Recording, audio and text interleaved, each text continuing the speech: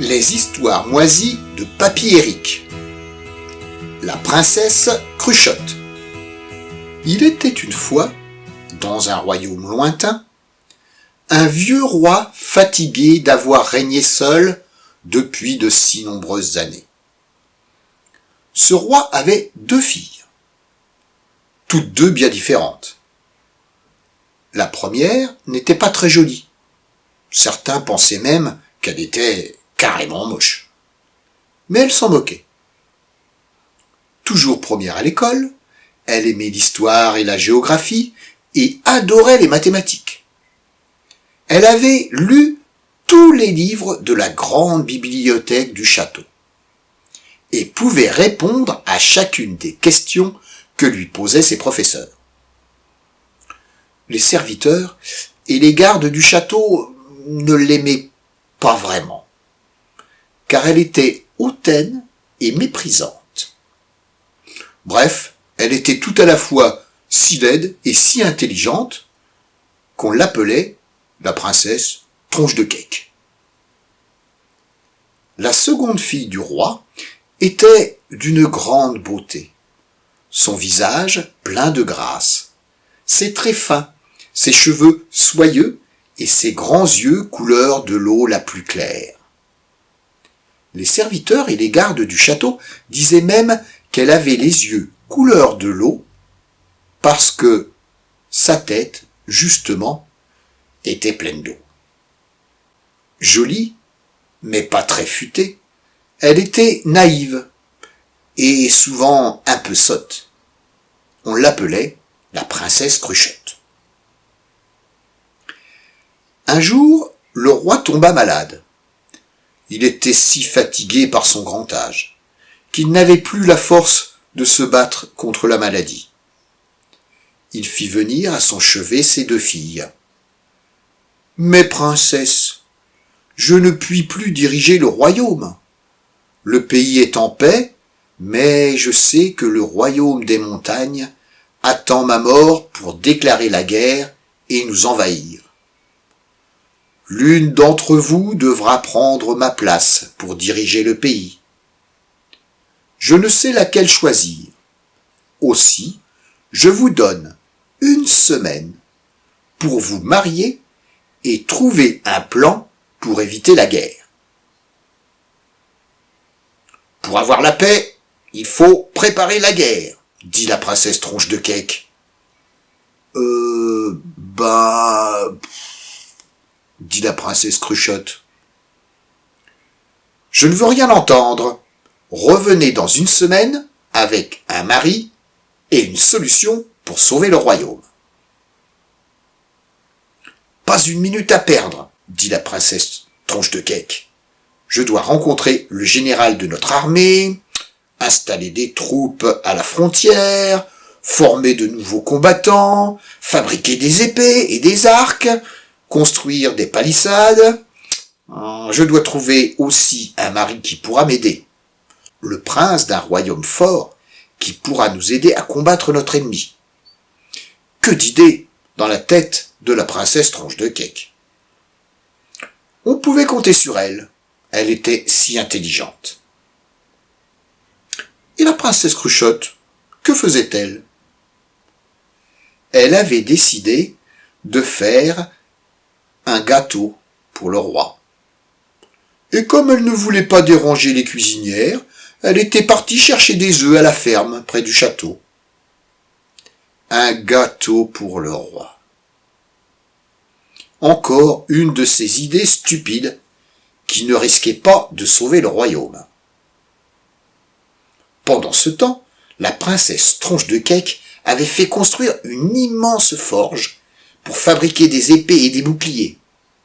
Le moindre morceau de fer du royaume était amené au château. En particulier, les outils des paysans. Qu'importe, puisque les plus jeunes des paysans devaient rentrer dans l'armée pour devenir soldats. Serviteurs, préparez un festin. J'ai invité le prince Villefourbe pour qu'il devienne mon mari et nous aide à protéger le royaume, dit la princesse Tronche de Cake. Il sera là ce soir. Quant à la princesse Cruchotte, elle était arrivée à la ferme pour chercher ses œufs. Un gentil paysan l'accueillit, sans savoir qu'elle était princesse. « Bonjour, demoiselle. Que désires-tu ? » ?»« Juste quelques œufs pour faire un gâteau à mon père malade.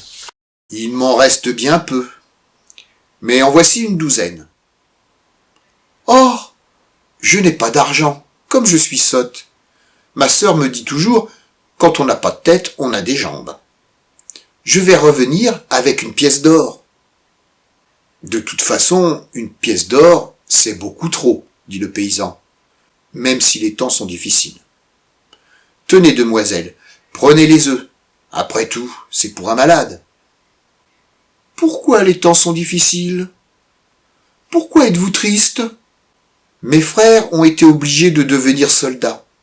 Je suis seul pour m'occuper des récoltes. Et je n'y arrive pas. Et les animaux meurent de faim sans fourrage. Le moulin a été démonté pour récupérer le fer, et il n'y a déjà plus de farine pour faire du pain. Et c'est la même chose dans toutes les fermes du pays. Devant tant de tristesse, et sans savoir pourquoi, la princesse embrassa le paysan et vite retourna au château pour faire son gâteau. Dans la salle du trône, elle rencontra sa sœur et le prince Villefourbe. « Prince, marions-nous et unissons nos forces pour envahir le royaume des montagnes. J'ai déjà une immense armée qui, dès ce soir, va partir vers la frontière. » Le prince pensait, « Elle est vraiment moche et se croit très intelligente. Mais son armée est puissante. »« Mais que fais-tu là, ma sœur ? » dit la princesse Tronche de Cake. « J'apporte des œufs à la cuisine pour faire un gâteau pour le roi. »« Que tu es sotte !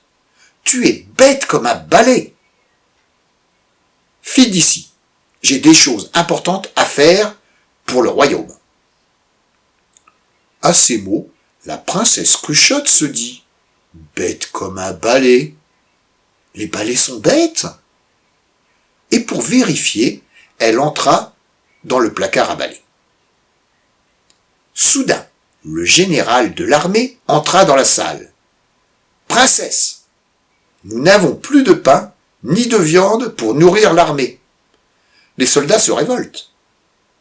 Les paysans ont jeté leurs uniformes et leurs armes et sont retournés dans leurs fermes. « Quoi ? Ce n'est pas possible. J'avais tout prévu, tout préparé. Suis-moi, allons voir le roi. Et vous, prince, attendez-moi, nous nous marierons dès mon retour. » Le prince, resté seul dans la salle du trône, dit « Plus d'armée, personne pour diriger le royaume. Quelle belle occasion pour moi d'envahir ce pays et éviter, en plus, d'épouser ce laideron. » Et vite, il monta dans son carrosse pour rejoindre son royaume et préparer son armée. La princesse Cruchotte, cachée dans le placard à balai, avait tout entendu. Mais que faire ? Sans bien savoir pourquoi, elle décida de retourner voir le paysan. Après lui avoir tout raconté, la princesse s'assit sur un banc et regarda les papillons voler dans le ciel. « Princesse, rejoignez le château, je m'occupe de tout. Je vous y retrouverai demain, » dit le paysan. Le lendemain, les deux princesses retournèrent voir le roi. Le château était désert, plus aucun serviteur, plus aucun garde. « Alors, mes filles, laquelle d'entre vous est mariée ? Laquelle a trouvé la solution pour sauver le royaume ? » La princesse Cruchotte dit « Mon père, je vous ai fait un bon gâteau. »« Mais quelle est sotte !» dit la princesse Tronche de Cake.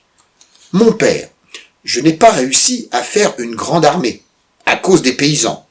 Ils seront tous fouettés. Mais le royaume est sauvé, car je vais épouser le prince Villefourbe, qui nous protégera des envahisseurs avec son armée.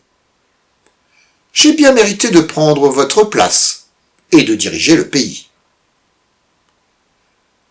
À ce moment précis, le paysan entra dans la pièce.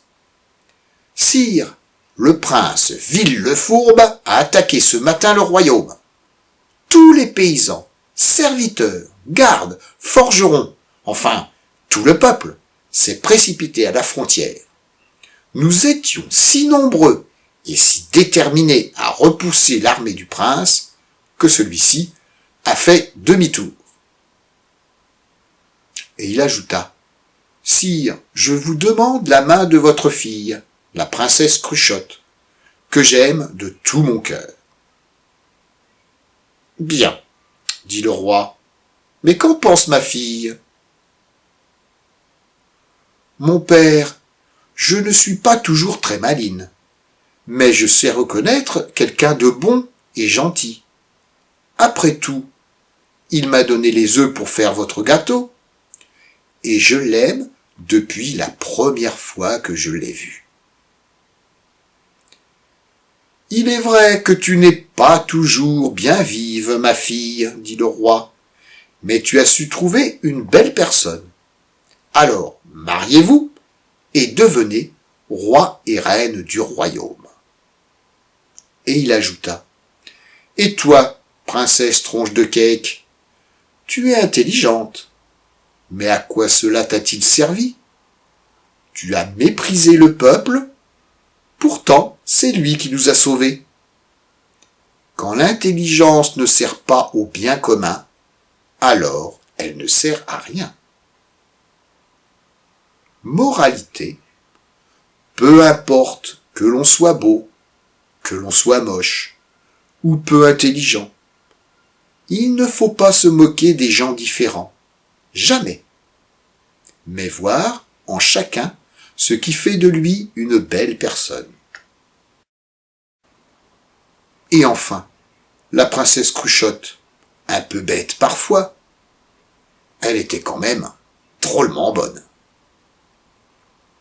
Et c'est la fin de l'histoire moisie de Papy Éric. Je vous fais de gros bisous.